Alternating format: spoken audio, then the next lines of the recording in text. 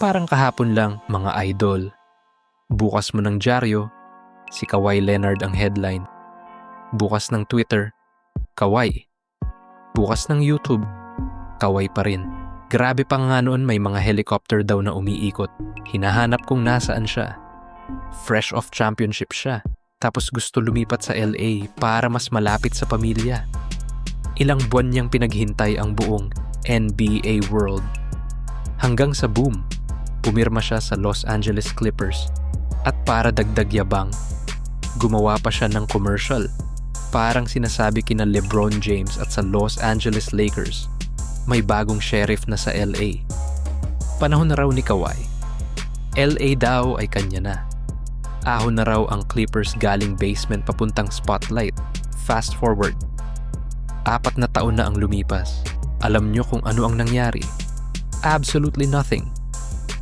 Walang championship. Walang finals appearance. At yung nag-iisang Western Conference Finals run, wala siya roon. Mga tol, niloko tayo ni Kawhi Leonard. Oo, superstar siya. Walang debate. Kapag napanood mo si Kawhi maglaro, pasado agad sa eye test. Deadly mid-range. Kayang tumira ng 3. Kayang lumipad sa rim. Elite defender. May mga nagsasabi pa nga na yung galaw niya sa mid-range parang prime Jordan. Tapos sa stats, halos taon-taon muntik na siyang pumasok sa 50-40-90 club. Sa playoffs, lalo pang tumitindi. Noong 2023 playoffs sa 2 laro lang, 34.5 points, 6.5 rebounds, 6 assists, 55%, field goal 60% sa 3, 88% free throws. Grabe yan. 2 dekada na akong nanonood ng NBA at masasabi ko, superstar si Kawhi. Pero ito ang twist. Siya rin ang pinaka-problematikong superstar na nakita natin. Ang problema, wala siyang naibigay sa Clippers. Sa 7 taon niya sa LA, walang banner, walang finals, walang ring. May chance pa nga sila noon sa bubble. Lead series 3-1 kontra Denver. Tapos na choke. At nung finally nakaabot ang Clippers sa Western Conference Finals, hindi man lang siya naglaro kahit 1 segundo. Kung hanggang diyan lang, baka palampasin pa natin. Tulad ng pagpalampas natin sa playoff struggles ni Damian Lillard. Pero iba si Kawhi. Kasi si Kawhi, may king level na pribilehiyo. King's ransom. Siya ang nagdikta ng lahat. Siya mismo ang nag-orchestrate ng trade para kay Paul George. Kapresyo, si Shai Gilgeous-Alexander plus 5 first-round picks. Tapos hindi lang max contract ang hiningi niya. Humingi pa siya ng sariling security, sariling trainers, control sa practice at travel schedule. Pwedeng tumira kahit saan, kaya minsan late sa team flights. Siya ang pipili kung kailan kakausap ng media. At ang pinakamalala, siya ang pipili kung kailan siya maglalaro. Sina Jordan, Kobe, LeBron, Steph. Wala ni isa sa kanila ang humingi ng ganyan. At tandaan, hinihingi niya na to bago pa siya maglaro kahit 1 minuto para sa Clippers. Tapos halos hindi pa siya naglalaro. Since 2020, may 529 regular season games ang Clippers. Ilang games ang nilaro ni Kawhi? 310. 57%. Halos kalahati lang. Para kang nag-hire ng empleyado full-time. Pero half-time lang pumapasok. Ang pinakamasakit na bahagi, buong 2022 season, pahinga. 2023 regular season, load management ulit.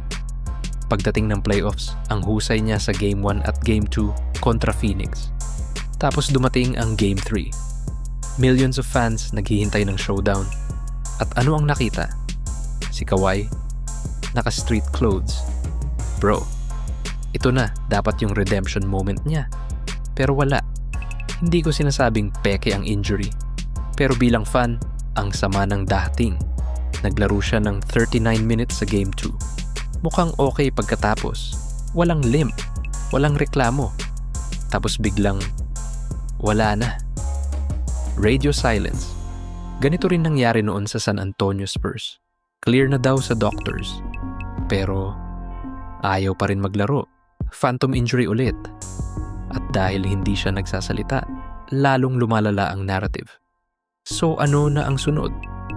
Kahit na madalas siyang MIA o missing in action, binigyan pa rin siya ng Clippers ng isang malupit na extension noong 2024. 3 years, $153 million.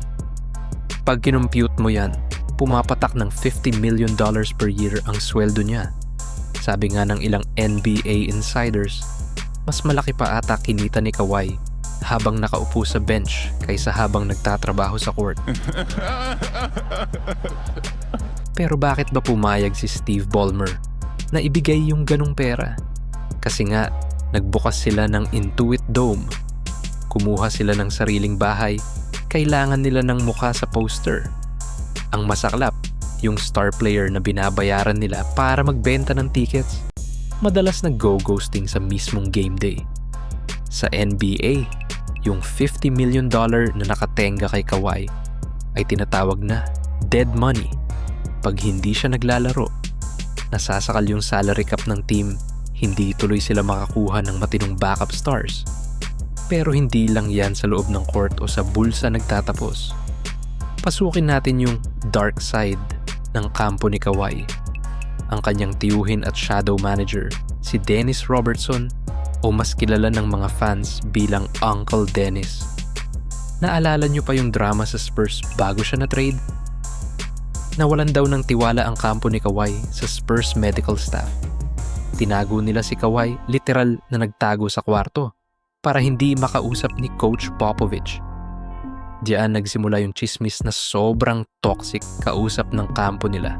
And others, Stephen A., have zeroed in on the uncle because the relationship seemed to be in a good place and it's going along and he's getting better and better in the Spurs. And then the uncle takes over the business and now this. I've been told directly that the uncle has been a problem. Tapos, nung 2019 free agency, grabe yung mga balitang lumabas. Bago pumirma si Kawhi, humingi daw si Uncle Dennis ng mga bagay na illegal sa NBA rules. Gusto daw ng private plane na available 24/7. Gusto ng bahay at ang pinakamalala, gusto ng ownership stake sa team. Kaya pala hindi siya napunta sa Lakers Kasi pass. Bawal yan si Jeanie Buss. Pero ang Clippers, mukhang kumagat sa pain kasi desperado sila.